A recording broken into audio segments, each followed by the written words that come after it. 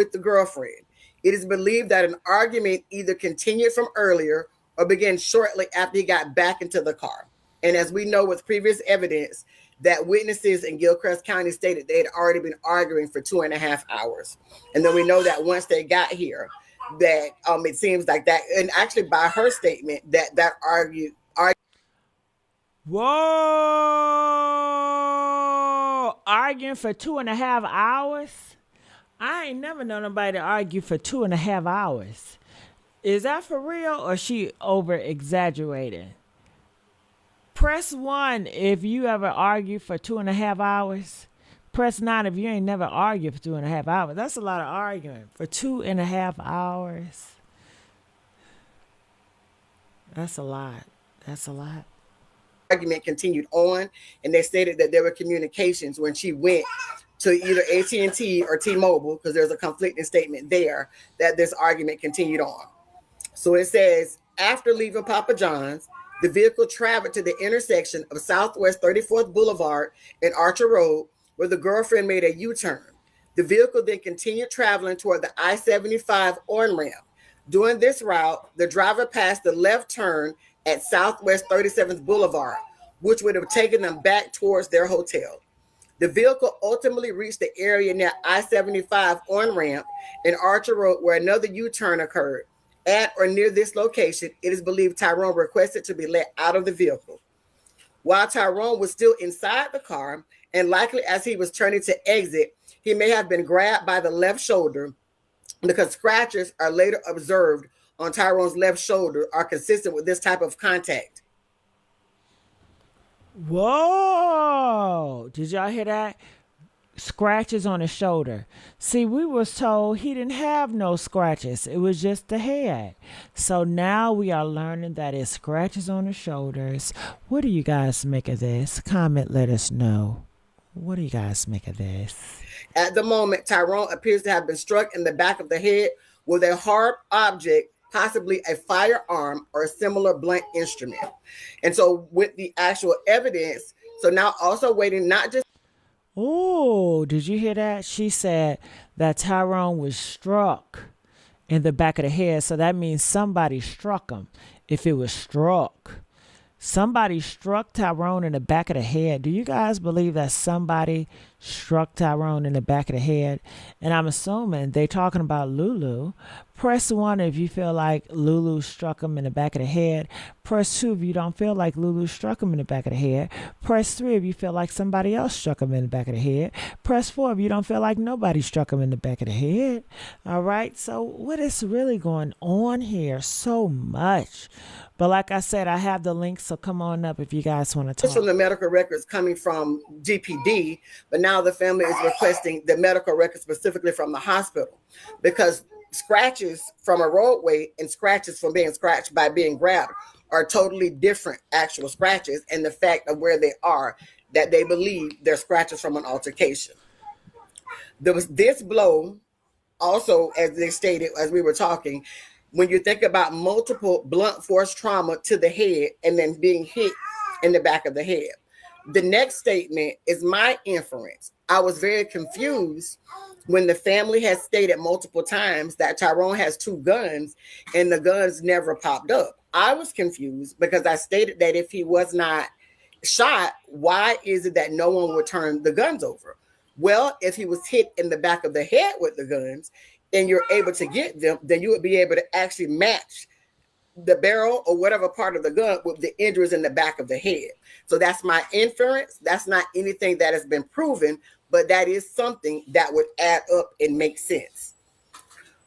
And just to put the part that Shanae has already read into layman's terms, what the team was able to explain and then also visibly show is that in order to end up where he was found, they would have passed multiple locations where they could have turned to get to their hotel, or even made a U-turn if they missed their original point to get to their hotel. There was plazas that they could have turned in to turn around to get them back to that hotel. However, they were 3 intersections away from their hotel at the time the vehicle made the U-turn, where he was later found at his demise. So if you were leaving from getting pizza to go to your hotel, how do you end up 3 intersections past the hotel?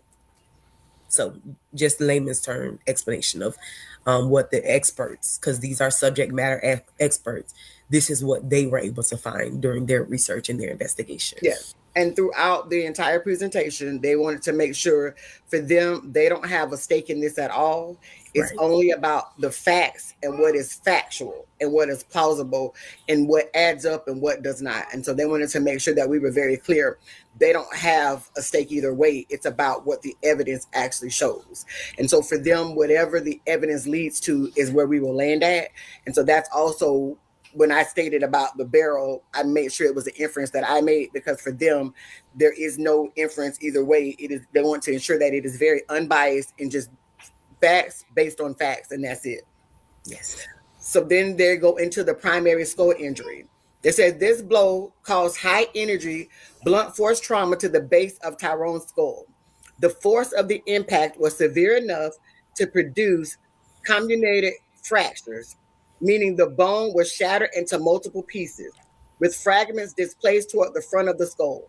This type of injury is known to initiate rapid internal bleeding inside the skull and places the individual at immediate risk of catastrophic brain injury.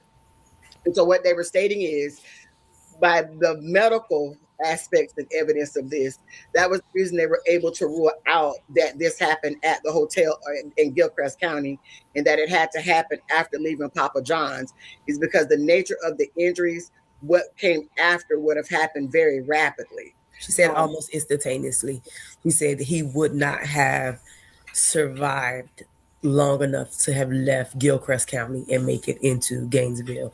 With that type of injury, the impact and the outcome of those injuries would have happened within moments.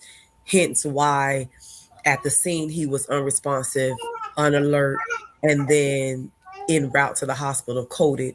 It was because the way the injury was inflicted, it was not, he did not have the time to do like things from it wasn't a slow injury. It wasn't something that would have happened over a period of hours. It would have been an instantaneous, within moments, reaction to those injuries. Absolutely. And I'm going to read further also too, and we'll give some additional insight. So despite the severity of this injury, Tyrone may have experienced what is known medically as lucid interval. During this brief period following certain traumatic brain injuries, a person may still appear conscious and capable of performing purposeful actions, even though internal bleeding and swelling within the brain are rapidly worsening. During this period, Tyrone likely requested to exit the vehicle, opened the car door, stepped out of the vehicle, and closed the door behind him. To the girlfriend, Tyrone may have appeared alert or functional at that moment. However, internally, pressure inside Tyrone's skull would have been rapidly increasing due to bleeding and swelling. So then it goes into a witness account in the actual collapse. It says the girlfriend later stated that after Tyrone exited the vehicle and closed the door, she looked in the rearview mirror and saw him walk away from the car and then kneel. This account is consistent with the witness statement describing Tyrone collapsing shortly afterward. As Tyrone attempted to walk away from the vehicle, the lucid interval likely ended. As bleeding and swelling increased inside the skull, Tyrone would have rapidly begun losing balance, coordination, and consciousness. I do want to state at this part, as they got further in the discussion related to the statement by the girlfriend, when they listened to the actual 911 call and then listened to the communications after, when they were actually already in the ambulance, two things that they stated that came up between all of those communications. One was that the statement that the girlfriend stated that he exited the vehicle and that she closed the door behind him and she looked back.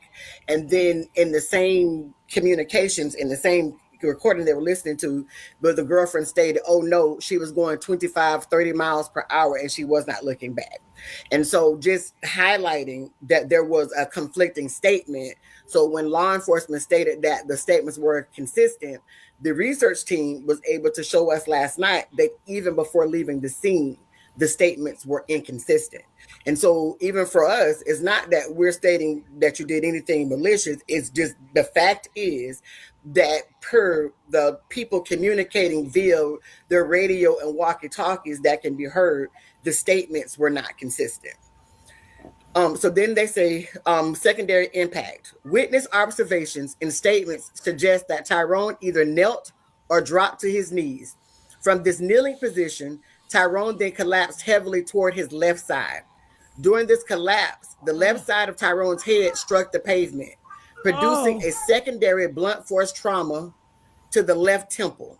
At the same time, Tyrone's left elbow struck the ground, producing the abrasion observed at the scene.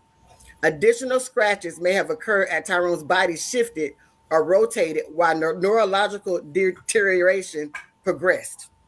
When a witness arrived at the scene, Tyrone was reportedly lying on his back and was observed writhing and groaning.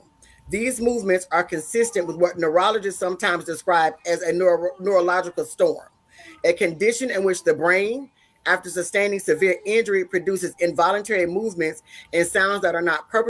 Oh, I need y'all to get these likes up right now. Get these likes up, and I want y'all to hit the link. What do y'all think about this? We got so much to play, but isn't this some good tea? Press 9 if this is some good tea. This is some good, juicy updates. Everybody need to hear about this. Miss Jackson, they did a good job of reporting this one, honey, okay? This is good. This is good. Get the likes up, y'all. Get the likes up and hit that link if y'all got something to say, okay? Now, you know with me, I don't care what side you on. It don't matter as long as you respectful, honey. I allow people to have an opinion. It don't matter. I got a degree with nobody. Come on now. Let's go. Purposeful or conscious. At this stage, Tyrone had a likely lost autonomic control of bodily functions. This loss of neurological control explains the involuntary urination visible in photographs at the scene. So before I go further, in layman's terms, one of the things that was pointed out that I actually missed is the two spots that were on the road. I assumed that both was from him bleeding. One was not. One was the injury to the head, and the other one is that he actually lost control of his bodily functions. Also, what was the researchers were very, very adamant about, and what was very upsetting to them, is that the first responders on the scene should have automatically been keyed into what was happening because of the writhing and the groaning that was actually taking place. And then even as they were somewhere stating that his pupils were not dilated, she stated that was virtually impossible.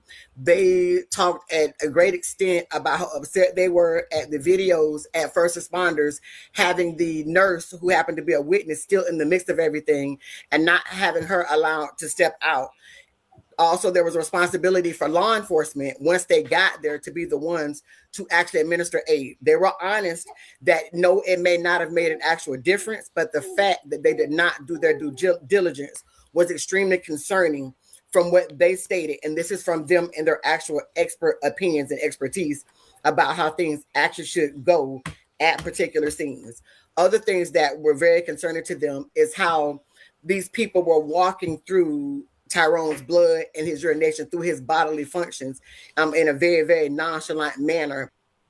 Hold on. Did she say the nigga peed? Press 1 if they said his urination meant he peed on himself.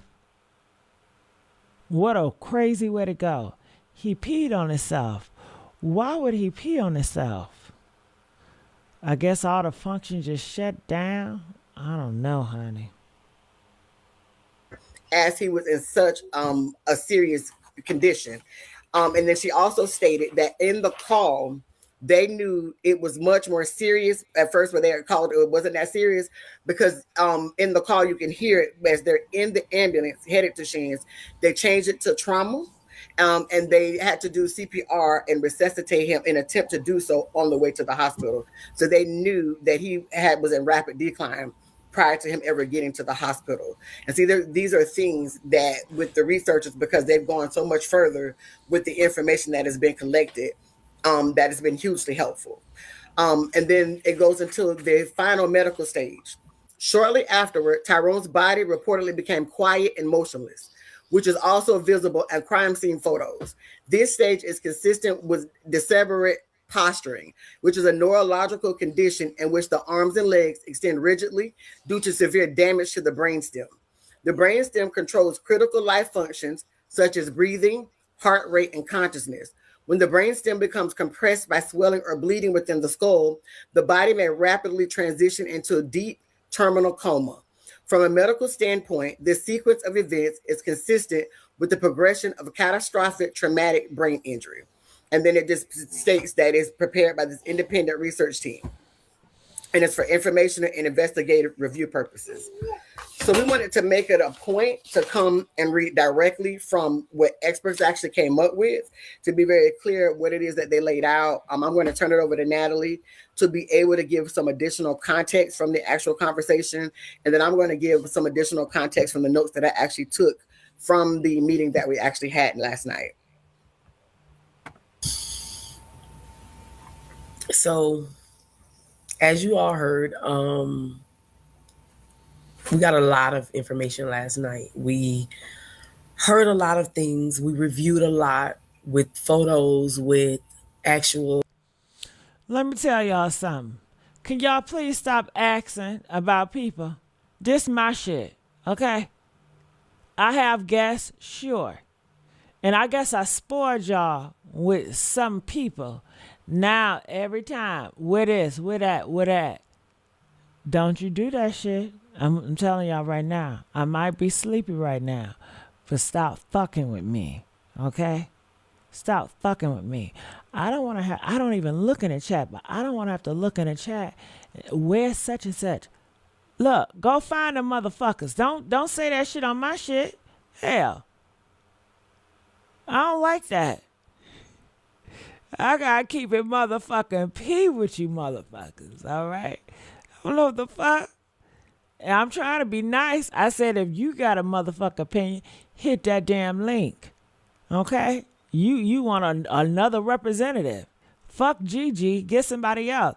Well, you go on their motherfucking platform, but don't disrespect my shit. Damn. Y'all too damn grown. Audio recordings from the dispatch team with reviewing medical terminology and actually having photos to show us how his posturing matches these things that they're explaining to us in medical terms, and then also breaking them down in lay terms for us. It goes back to something that I want the world to understand. So it is so easy for people to separate the human from the situation. But I want you guys to understand that this is my cousin. This is my first cousin. This is my mama, brother, son. And he has kids that for the rest of our lives, we have to look in their face and we have to be able to explain certain things and have certain conversations with. So with that being said, I want you guys to understand when you're on social media and you're making these posts and you're doing these things for the sake of your 15 minutes of fame, I want you guys to understand that we are really living this. And when I say we have not had the opportunity to grieve, I mean I cannot take a time to grieve because I know that my family needs me to stand in a gap and fill a role that I never in a million years thought I would be filling. And the one thing that I was told last night is that this is not something that you choose. This is something that chooses you. So being chosen for this, I will continue to stand in this role. But I need you guys to understand, we're not asking for sympathy. We're not asking for you guys to agree with everything we're saying. We're not asking for you all to understand or even accept everything we're saying. But be mindful, this is a human being. This is a real person. Tyrone was stepdaddy. Drove for y'all on social media. He was Dro that nigga. He was this social media morning motivation personality, but he was real.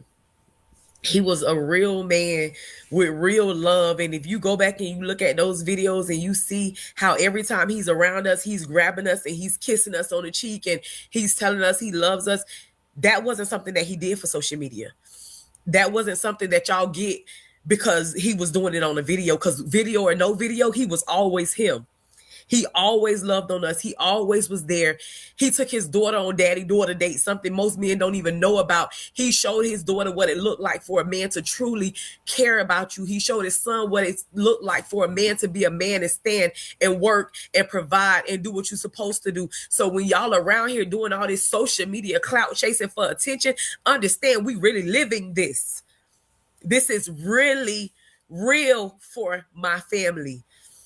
And despite what it may look like, despite what people may say, especially people who don't know us, those who know us know us. And anybody from Broward County who has had any interactions with my family, anybody from around the world that has had interactions with my family knows that the love is real. And despite the foolishness that's being put out on social media now, everybody want to holler receipts. Tell them put a stamp on it. Show it for real. Y'all want to holler we scammers and we got fraud cases. Criminal records are public record. Pull it. If you wanna say you got the receipts, make sure they're not expired coupons. Show the receipts and make sure they're real. But you can't take a look. Who's she talking about? Huh? Who's she talking about? What? What did I miss? All I heard was Natalie going off. Who's she talking about?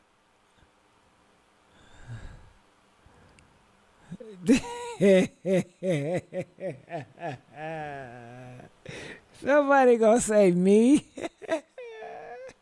She talking about me, Emma? Oh, she talking about me? Hold up.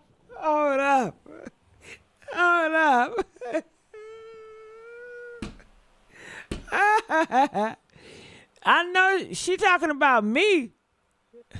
What?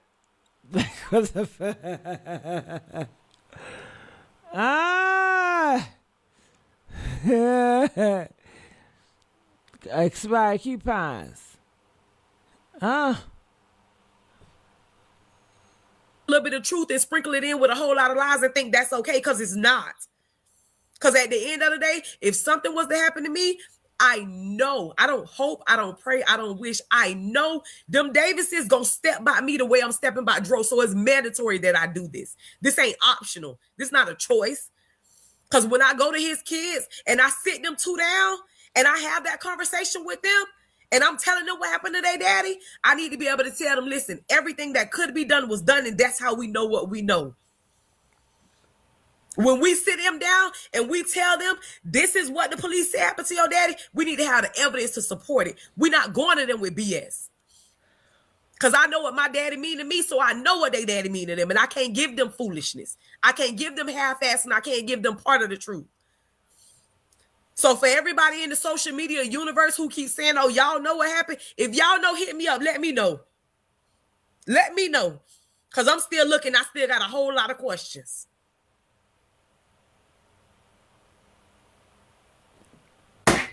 Very much. Ooh. Miss Natalie has arrived. Okay. Honey. Y'all thought Natasha was something? Hello. It's me. Okay. Hello. Miss Nat has arrived, baby. What? What was said? Ooh, there she go. There she go. There she go. Get these likes up. Get the likes up. Look, we need to be at 500 likes right now. Get the likes up, y'all. You know I don't got that much energy. Shit. Get the likes up. So, and thank you very much for that. And so even stating, so we're going to go further with some of the things that actually were also dispelled by the research team. So one of the things that came up was the video related to Wawa. So they were able to determine the timeline for that video that was in Wawa at Broward County, and actually it was a black BMW that they actually stated that time, and they were going around giving out gifts. Also, they wanted to be clear because that vehicle was not Kiara's car. There was something floating around on social media stating that when they did put up a picture with them at the cabins, that there were 3 bowls of grits. They actually put up each one and then circle all of the pictures. There was only 2 bowls of grits, so there was not a third person there at the cabin. Additionally, from all the pictures that were posted and shown with the actual vehicles, they actually had a neighbor who was being super, super nosy that was actually captured as well. There absolutely was no space in Kiara's vehicle in order for a third person to be riding back behind there. So very, very clear. They also mapped the time.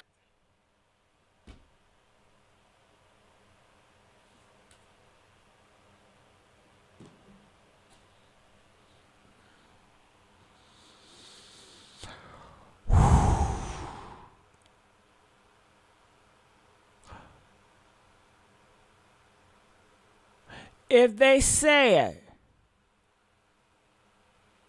that when Tyrone got hit in the head or whatever happened to his head, it happened immediately. Immediately. Not no 5 minutes, not no 10 minutes. They say it happened immediately. And now they saying that 4 people was not in the car. Because then y'all say 4 people was in the car. Then y'all had a witness say 4 people was in the car. Then there was 3 people in the car. Now, ain't nobody in the car but Lulu and him. So that only points to Lulu. Is it still Lulu? Or no? I don't know, honey. I give it up to y'all, okay? I give it up to y'all. Is it still Lulu or not? I don't know. I don't know. Hit that link. Hit that link. Honey. Time frame to be able to get from the cabins to the actual hotel. I noticed that someone asked, why is it that they went to the hotel and did not go home? We have not gotten a clarity with that, even as it related to the hotel, some with the calls that were made to find out if they were there. We are aware that Kiara went in first and tried to use Tyrone's card. They would not let her, and he had to go in. But even with law enforcement, they stated that she never went in. The way that we know that was because a family member made a phone call. And so one of the things that I've talked the family through is that when you check someone in, there actually is a date timestamp. So they can go back in and see who checked the person in and at what time. So that's, like I stated, as we gather things, some of the additional information we're going to go back and get to be able to reconstruct that part of the timeline as well, is to see what time did they check into the hotel, how long were they there before they decided to go get food, and those particular things. So to finish reconstructing the timeline. Additionally, things that was mapped is the hotel was 5 minutes in via car ride or 9 minutes walking to Papa John's. Additionally, there was lots of rumors related to a red car, and even too, there was like one of the spontaneous statements from the witnesses that they think got it twisted with everybody else. So that also has been debunked. There was no red car present anywhere. So to make sure that people were very, very aware. And like I stated, they really drove home and were really, really upset about first responders that were actually there and did not deem Tyrone in this situation to actually be an actual priority. And then also it still should have been marked as a crime scene. The fact that he was found on the roadway and was bleeding and different things. And the fact that they did not secure that scene. And when the family came down days later, those things were actually there. Other things that they also named that stood out was the pizza and the wings. The manner in which his body was found in the location of the pizza and the wings, it looks like they would have been chucked out of the car just about where they were and where they actually landed. So making those things. Other things that also came up in the conversation that were extremely questionable is that when he was rushed to the hospital, Archer Road is a straight shot. So literally where he was found is on Archer Road. The hospital is all the way down. And Kiara did not know where and Shantz has 3 hospitals all on the same road. So it's North Tower, South Tower, and East Tower. And she didn't know which tower he had been taken to because she did not follow him actually to the hospital. And so there is some question as it relates to what happened, like what took place there. So there's some additional things as we stated. So by having a black box, you're able to see patterns in where she traveled. And then from there, you're able to go see where did she pass by, what did light posts pick up. And so additionally, as I completed the public records request for FDOT, as I stated, even though they stated that all of the footage is live, I'm having awareness that sometimes, especially with something like that happening, they record what are called incidents. And so with those incidents, even if we don't have live footage, some of the other cameras may have picked up and actually have incident reports for us to actually be able to do a recreation as well.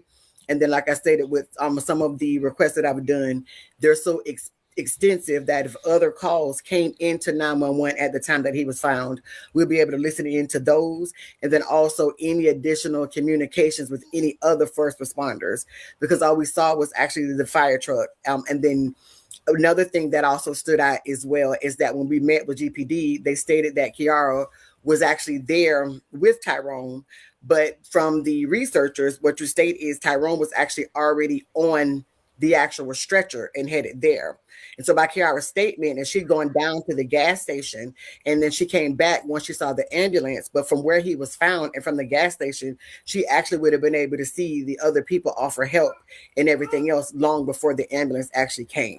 And so these all of the things that are questionable, they don't add up. We don't know what they actually mean, but we need those additional things. And I see that there are comments that actually state that with these things should be arrested, as I've stated in previous videos. So the statutes are very vague. So yes, you may file charges and a person can be arrested on a charge. But even when you're arrested on charges, you're not officially charged with those charges until the state proceeds to file.